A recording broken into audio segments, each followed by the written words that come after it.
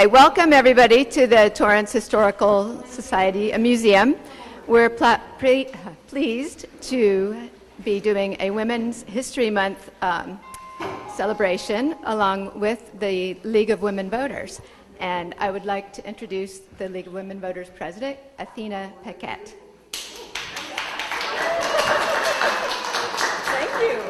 Thank you, and thank you to the Torrance Historical Society for inviting us. We're really pleased to be doing this. 5 years ago, we did a celebration that was the women's right to vote was won here in California, and that was a huge thing in a ballroom. And so this is more low-key, and we hope to do a lot of sharing today, which we weren't able to do last time. So before I start, thank you again to Jill, the president of the Torrance Historical Society, for inviting us, and everyone who helped, including Janet and our crew. I also wanted to acknowledge Mayor Fury. Torrance's Mayor Fury is here. Former Mayor Dee Hardison is here with us. And Kurt Wiedemann, who is a council person for Torrance, but also a lover of the history of Torrance and the past president of the Torrance Historical Society. So welcome everyone, and this started as just like, let's have some cake and punch. And now, because of one of our members wanting to share the history and her experience of the League in the very beginning, we are going to invite people to share today. So, so before we get started, so the League formed March of 1962, and our first president was Ruth Nadell, and she lived down in Orange County, so she wasn't able to be here. But other past presidents that are here are Ruth Vogel, who's going to be sharing, Linda Brown. Where's Linda Brown? Okay, Linda Brown, who I think I'm surpassing you, but she's our longest running president, past president. And I told her I didn't want to beat her, but you know how that goes. And then Lola Unger. Where's Lola? Oh, there she is. And then Marilyn Van Oppen, who's right up here. And then Tibby Lanzer, also a past president. Did I forget anybody? Okay, good. Wow, that's a first. Okay. And then we are 55 years, yes. Oh, Pat Cronka. Where is she? Oh, okay. Sorry about that, Pat. She's a newbie. She's a newbie, okay, got it. Okay, so the League is 55 years old, but we have members who have been members for 50 years. And so I'm going to need help with this, but I know Mike Terry is one of them. There she is. And Tibby Lancer, of course, and Marilyn Van Oppen. Am I being dinged already? Oh, okay, you have a hook. Okay, it's different here. Okay. Okay. And so do we have anybody else who's been in the League more than 50 years? No? Okay. Okay, and then before we get started with the sharing, I just wanted to acknowledge we lost two very important members this year. Jamie Watson. I'm sorry. Okay, Jamie Watson and Gladys Speed. Okay. Emma's our communications director.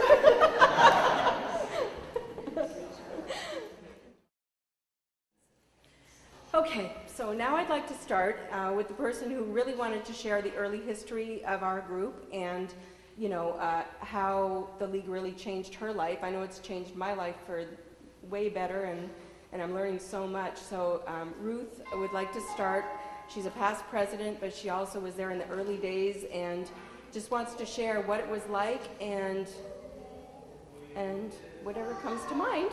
And then also, if anyone else would like to share after this, then just come up, and whoever wants to share. I'm videotaping it because I think it's important to document all our memories, but also the stories and who we all are, because one day we won't be here, and now it's going to be a record. So, okay, come on up.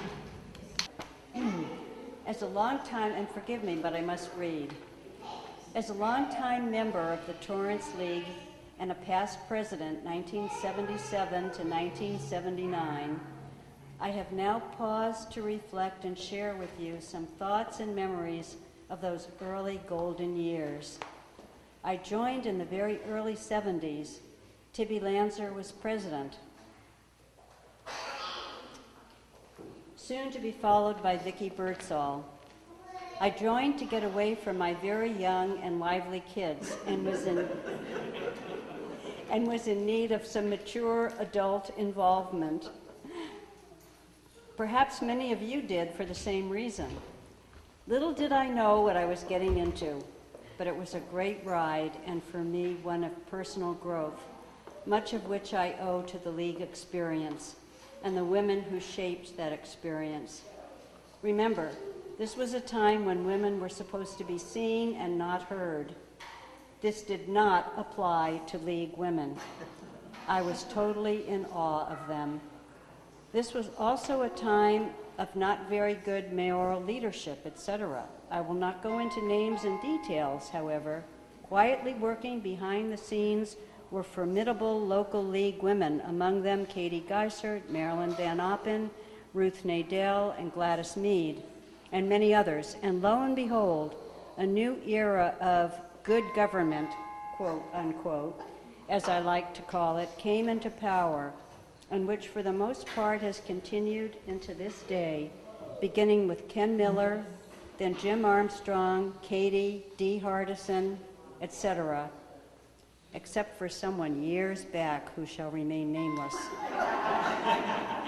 There are still some of us alive who remember who and where the bones are buried. Let me just reflect on Katie, who at the outset scoffed at my first League portfolio, Foreign Policy, and said to me, "Ruth, why waste your time on foreign policy where you will have little effect?" And she said, I quote, "Everything is local." And she was right. Katie was instrumental in spearheading the major early League study of local planning. This may have been the first local study undertaken by our League, and that is when and where it all began. Katie, as I am sure you well know, was a monumental force of nature, a tidal wave who went on to spearhead People for Parks, as well as the battle to establish the Torrance Library facility and remove our libraries from the county domain, and on and on and on. She joined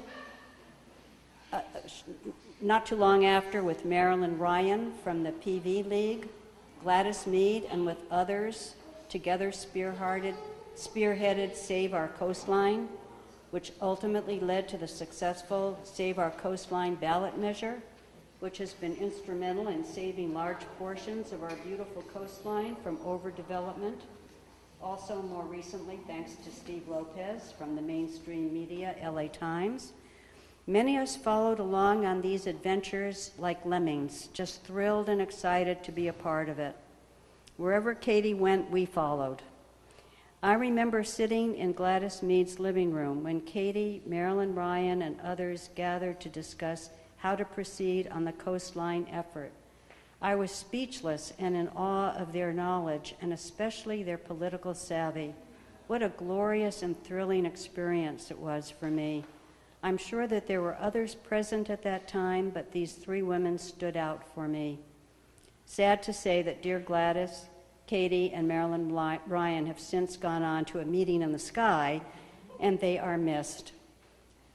Out of these golden years, many Torrance League women went on to be elected to Torrance City Council, Torrance School Board, and many city commissions. Katie, of course, Parks and Recreation Commissioner, then the first woman elected to the Torrance City Council, only to discover that there was no women's bathroom on the third floor in City Hall. Then that changed quickly. Then ultimately, she was elected mayor. Gladys Mead, environmental study chair, clean air advocate, ultimately attained an important position with the LA Lung Association. She did a housing study, was chair of a housing study while she was still working. Much later on, of which Dee Hardison was a part of and an instrumental member of that committee. Also found time in 2004 to be League co-president with Linda Brown. Wow, I'd forgotten all that. Ruth Nadell, founder of the Torrance League and first president in 1962, and too bad she can't be here. After the planning study, she returned to UCLA and received her master's degree from the Department of Architecture and Urban Planning, a very prestigious department at that time, and it might yet still be, and then became Director of Planning for the City of Beverly Hills. Marilyn Van Oppen, League President 1967, graduated after this study. The planning study triggered all of this growth and development, I do believe. Graduated summa cum laude from Cal State Dominguez, majoring in history, literature, and art. Then went on to UCLA's paralegal program, ultimately becoming paralegal assistant to Stanley Rummelmeyer, who was then Torrance City Attorney. And by the way, stepfather to Jamie Watson, sadly now deceased. Marilyn also served on the Civil Service Commission. Rosalie Woodward became a Torrance City planner. Venora Lee helped spearhead Friends of Madrona Marsh and provided wise counsel to then President of the Friends, Grace Lear. They both, with help from many others, were instrumental in overseeing the successful 10-year fight to preserve the marsh. Just as an aside, at the time I was co-chair with Virginia Hilker of Friends of Madrona Marsh Speakers Bureau. We would walk into men's club meetings, Chamber of Commerce, Lions, Rotary, etc., whispering to each other, "Right is on our side." All the while our knees were shaking. Trust me, this was not friendly territory. Sorry if I have, but I've forgiven them. Sorry if I have forgotten the year the Friends was formed, but it was a 10-year battle, maybe more, to achieve preservation, but a battle that League members were heavily involved in those years. My husband and children have long since forgiven me for all those years of TV dinners, whilst I scurried out to countless civic and city meetings. And aren't you all glad that it prevailed? Janet Pryor, sadly deceased, Torrance League President, 1972, spoke to City Council on behalf of the League on numerous occasions, supporting efforts to save Madrona Marsh. Support for the marsh was an outgrowth of our study. She later became a Torrance City Planning Associate. Eunice Hargrove, spirited follower and supporter of all these early endeavors, plus many more, and even continues to this day. Joined the League early on, previously graduated from UC Berkeley, and later earned a master's degree after this study in geography at Long Beach State, and helped write many EIR reports for a variety of planning departments and offices, planning offices elsewhere in our area, among many other things that Eunice has done. I also want to give special recognition to Tibby Lanzer, who is present today. She was League President in 1964, back in the day when it was all starting, and then again from 1969 to 1971, and ultimately went on to be County League President. I do remember Tibby well. She was the consummate League President who led in a quiet but extremely knowledgeable and professional manner, and always with great dignity and humility. Thank you, Tibby. Ruth Nadell, Katie Geisert, Marilyn Van Oppen, and Tibby were great leadership role models for me, and I really looked up to them in awe, though I have not always been so quiet. Let me not forget to mention the following women who came later.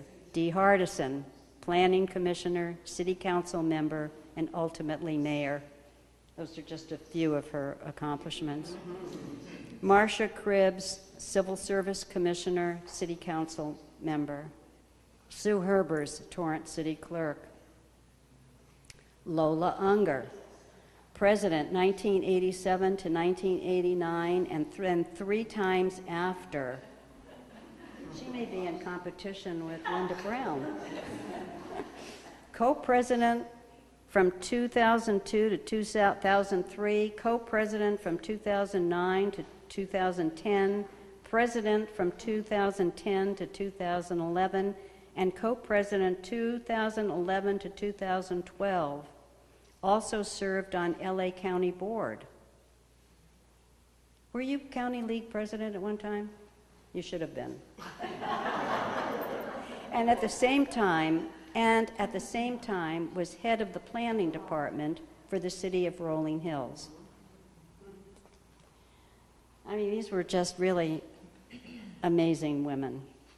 I also want to pay tribute to the legions of leaguers in those early years, mainly those first 2 decades of the Torrance League that I remember so vividly, who were on the march in all these endeavors, inspired by particularly Katie, Gladys, etc., and worked tirelessly and endlessly in their behalf. Among them, Sidney Morrison, Mike Terry, Jeanette Pearson, Celeste Bailey, Laura Dubrow, Celia Kelman, Jerry Rishi, Agatha Berwanger, Pat Terrell, a former president, 1975 to 1977, Naomi Levitt, Dorothy Baker, by the way, both of whom went on to serve with distinction on the TUSD school board back in those early days. So these are just some of my reflections on those early Torrance League days and what it meant to me to be a very small part of this dynamic group of women. I am still in awe of the power, intellect, and amazing accomplishments that these women achieved.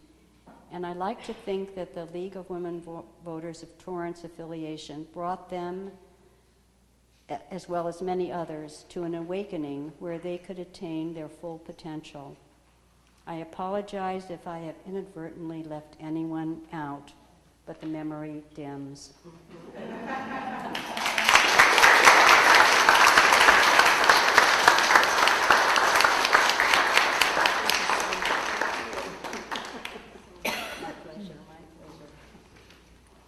Okay, well, I think that said it all for most of us.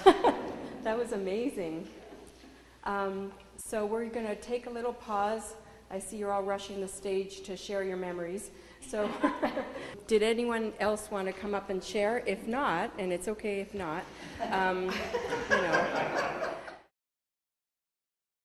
And just so you know, Kay White couldn't be here today. But all these, well, not the newspaper articles that I researched on the fabulous online service that City of Torrance has, all these Torrance Herald newspapers are microfiched, and so you may go slightly blind trying to do this, but you can see all kinds of great articles. So I've got Katie Geiser doing a pros and cons. She looks to be about 26, or I think I did the math, but one of her first pros and cons. There's the first mobile voting machine. You'll probably have to look and find it. And our formation meetings. So it's really neat things. The books, the proclamations, those all came from the archives that I picked up from Kay White. So there's a lot more. Obviously, I just picked some. But please do look at those. There's old voter newsletters with all kinds of great articles. It's just amazing to look back in time and see all that the League has done. I was reminded that we are looking for a secretary for the board, and we are looking for a treasurer for the board, and a newsletter editor. We do have one, but she's, she would like to have someone take over for her.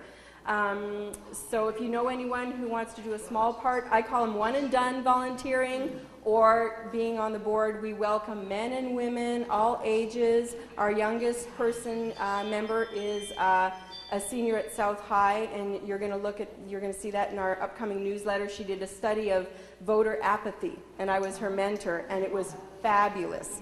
And for a shy girl to go to El Camino at, I think she's 17, right? Yes.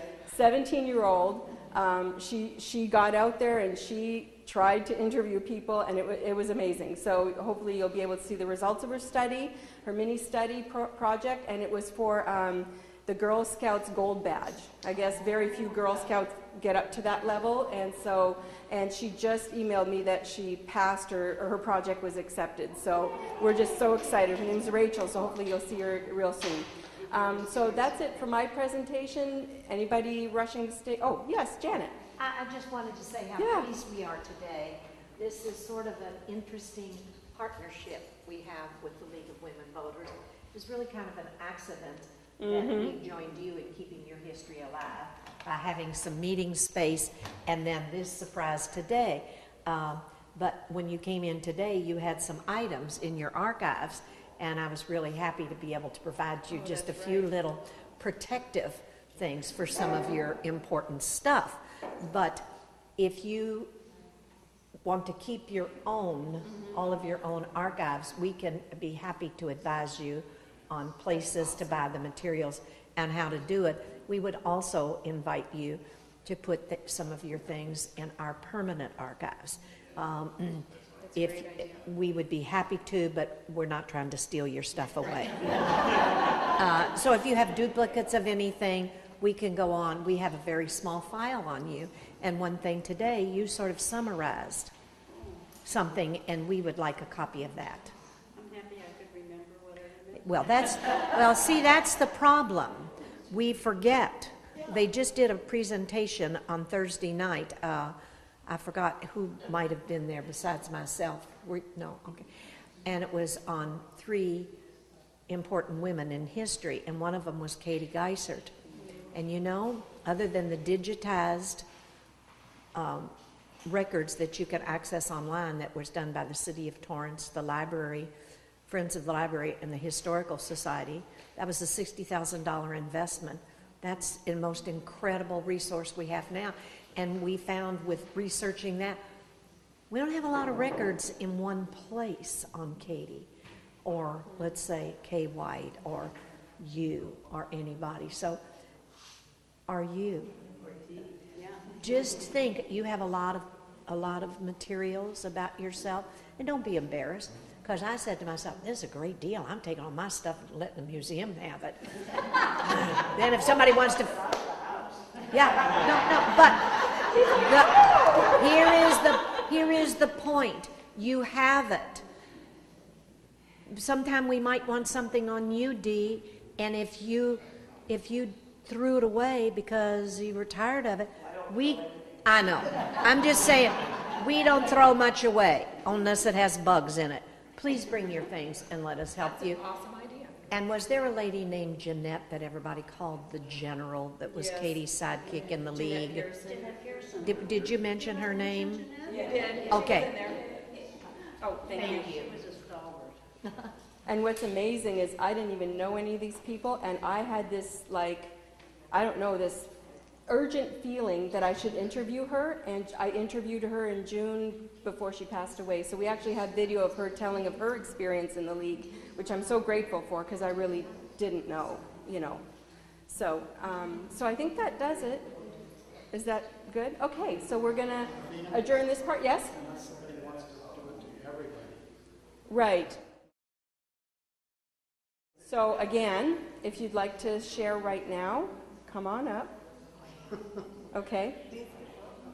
Dee, are you wanting to share? I just want to share a couple things on Kate. Okay, could you come up so we have you on the camera and the, okay. Okay. I was hoping you would share. There you go. You know, Katie was the fearless leader for me, and it was most interesting when I was elected to the council afterwards, and Katie wasn't used to kind of sharing, but I think she was ultimately she was happy to have another woman. But so when we first came, I remember after about the first council meeting or two, Katie kind of lived in her office there, and mine was kind of down around the corner, and she had this habit of she'd go, OD, which meant troops over there, because she wanted to talk to me about something. And she, in the very beginning, she would, she kind of thought in the beginning that she should tell me what to do and I would just do it. But she had not known me very long, and I'm kind of an independent person also, as she was. So it was a little interesting. So I remember one of the first OD we went to, it was after we had one of the meetings, and it was a planning commission item. I don't remember the item, it doesn't matter, but she started to ask me why I voted the way I did. And that was not a very smart idea of hers. So I think we only had that conversation one time. And so that it was very apparent that I valued her, and I could never, ever speak to the wisdom she gave me along, but I was an independent voter, and I was going to vote. And that took a little doing with Katie to do, but that was also interesting along the way. Katie also, as time moved on, don't let me forget about the bathroom, I got to tell you about that. As time went on, Katie would also, things moved on, and we needed to, Katie ran for election.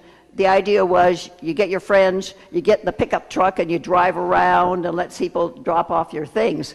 And by the time I was looking to go further and do other things to run for the mayor's office, it was apparent that you had to do things a little differently, like you have to get a consultant in that. And she thought, she kept telling me that was a waste of money. It was a waste of money. You just get in a vehicle and drive around and pass out your brochures. But we had a very, very good relationship. When she was still in office, and obviously, but it was apparent that I was going to be coming into higher office. She said, well, we need to do something. There was only the one restroom, and the restroom belonged to the men, and they actually had a shower also. So I think she figured I was pretty serious and that I was going to get elected, then she said, we need to have a conversation about that. So we sort of ganged up, and because we had to go clear down the hall to find a restroom. So what we ended up doing was put a little pressure on some of the staff and things. Ultimately, the shower they had went away, and we got our own restroom, so we didn't have to go wandering around. So that was a pretty good thing. I think the other just thing briefly, and I don't want to go on and on, but the other thing was when Katie was ready to go out of, like I said, she was a wonderful person, and I could always go to her for advice. Sometimes solicited and sometimes not, but always advice that was well done. So when the time came that she was going to leave office, she basically, we met and talked a bit more about things and stuff like that. But I valued her, but I knew that once she was no longer the mayor, and I was the mayor, I had to find a job for her because, she had to have a job. So I sort of unofficially made her the mayor of the Cultural Arts Center. But we needed her desperately for that because she's the one that got in there and did the lead and got the cultural arts thing going and what have you. And the only agreement that I agreed to is that when she wanted to go out soliciting for money, and she was very good at that, when she wanted to do that, she just had to call me and say, Dee, put this on your calendar and come. I had to go with her because but we worked together. She went after the money, and she was very, very good at that. I think just in closing, the thing that was probably the hardest when she knew she had not too long left to live, and she planned her own services down to the nth deal, and so she called me in. We had to have a little conversation because she said, all right, Dee, I'm going to tell you what your part is, and you're going to do, this is what you're going to do. She said, basically, because she said you're going to get up there and bawl and what have you. So I'm going to have you go on first, and this is the kind of thing I want you to say about me and what have you, and get in and get out while you still have it together. So anyway, so those are just some of the wonderful things I remember about Katie, and I wanted to make sure and share those with you. Thank you. Thank you.